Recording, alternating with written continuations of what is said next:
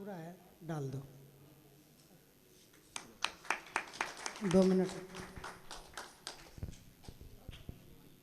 शुक्रिया कि मुझे आप लोगों ने यहाँ बुलाया और एक ऐसे प्रोग्राम में बुलाया, कार्यक्रम में बुलाया कि जिसमें यहाँ हमारे संत महाराज और महापुरुष लोग बैठे हुए हैं और महापुरुषों का नमन भी किया जा रहा है।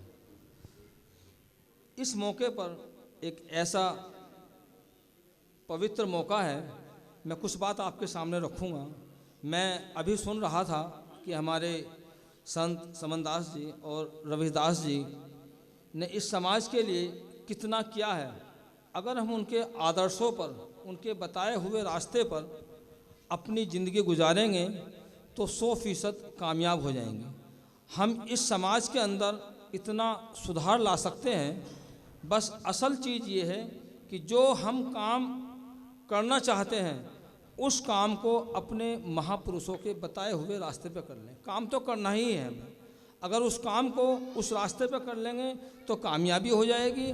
और कामयाबी का सबसे बड़ा एक सूत्र, जहाँ तक मेरी अब तक समझ में आया, मैंने कुरान को पढ़ा, मैंने गीता को पढ़ा, मैंने रामायण पढ़ा। मैंने रामायण और ये गीता उस वक्त पढ़ी थी जब मैं हाई स्कूल में पढ़ता था। हाई स्कूल के बाद कहीं अगर डिबेट हुआ, कहीं प्रोग्राम हुआ करते थे, तो जिस स्कूल से मेरा ताल्लुक़ था वहाँ मुझे स्पेशल में बुलाया जाता था गीता का और रामायण का पाठ करने के लिए।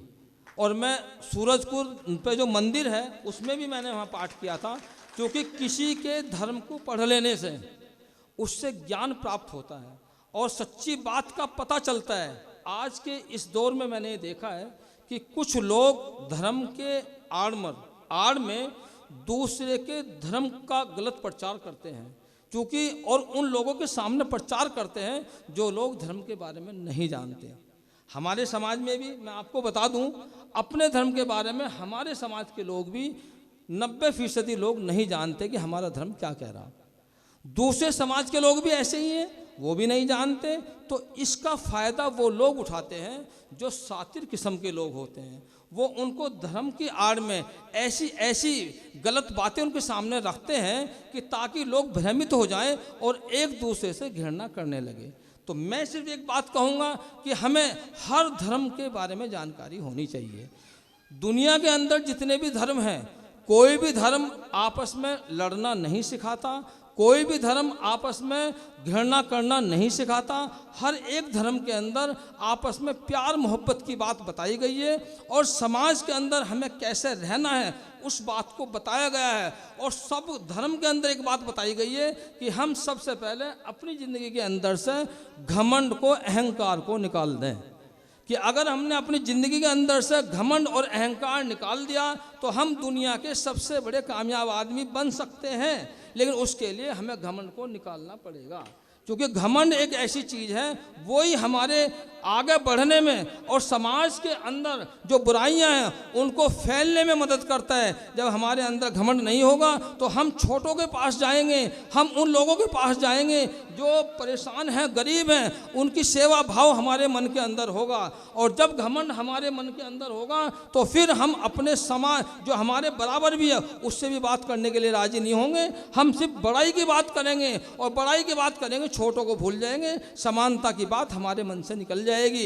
इसलिए हम घमंड को निकालें। और अभी मेरे भाई बता रहे थे, हमें आगे बढ़ने के लिए बाबा साहब अम्बेडकर ने हमें बताए 3 मंत्र दिए थे कि हम शिक्षित बने, संगठित रहें और हम संघर्ष करें। और शिक्षित बनना हमारे लिए बहुत ज़रूरी है। जब तक हम शिक्षित नहीं बनेंगे, जो लोग हैं, जो सातिर किस्म के लोग हैं, धर्म की आड़ में या किसी भी आड़ में वो हमको बहका रहे हैं, वो बहकाते रहेंगे। इसलिए हमें अपने बच्चों पर सबसे ज़्यादा ध्यान हमें उन पर देना है। उन्हें शिक्षा का हमें प्रचार प्रसार इतना करना है कि हमारे समाज के अंदर, हमारे इस ज़िले के अंदर, पूरे दुनिया के, पूरे मुल्क के अंदर कोई भी व्यक्ति अशिक्षित ना रहे। शिक्षा ही सबसे बड़ा दान है। अगर जो बात हम तक पहुंचाई है उस बात को दूसरों को पहुंचाना बहुत ही ज़रूरी है। मैं अपनी बात को इस बात के साथ ख़त्म करता हूं। एक स्लोगन मैंने तैयार किया था, जागें और जगाएं, पढ़ें और पढ़ाएं। हम खुद जागें, क्योंकि सोया हुआ आदमी कभी दूसरों को नहीं जगा सकता। और जागा हुआ आदमी हजारों करोड़ों न जाने अरबों लोगों को जगा सकता है, लेकिन सोए हुए अरबों और खरबों लोग एक आदमी को भी नहीं जगा सकते। तो मेरे भाइयों, इस बात को हम समझ लें कि हमें आपस में प्यार मोहब्बत के साथ इस समाज के अंदर रहना है कि जिस जगह प्यार और मोहब्बत रहती है वो समाज उन्नति करता है, वो मुल्क उन्नति करता है। जो लोग हमें भड़काने की बातें करते हैं उनकी बातों पर हम बिल्कुल भी कतई ध्यान न दें, अपने प्यार मोहब्बत को बनाए रखें। यही हमारे इस देश की समाज की हमारी महानता है, कल्चर है। एक बात जब हम आया था, एक बात चली थी कि मांग उठी थी, जो कि राजनीति की बात करने की बात आई थी कि बाबूजी जगजीवन राम जी को भारत रत्न की मांग की बात हुई थी। उसका मैं पूरा समर्थन करता हूं और उसके साथ साथ इस बात की भी मैं सरकार से मांग करूंगा कि काशी राम जी को भी क्या नाम है भारत रत्न का सम्मान मिलना चाहिए। शुक्रिया।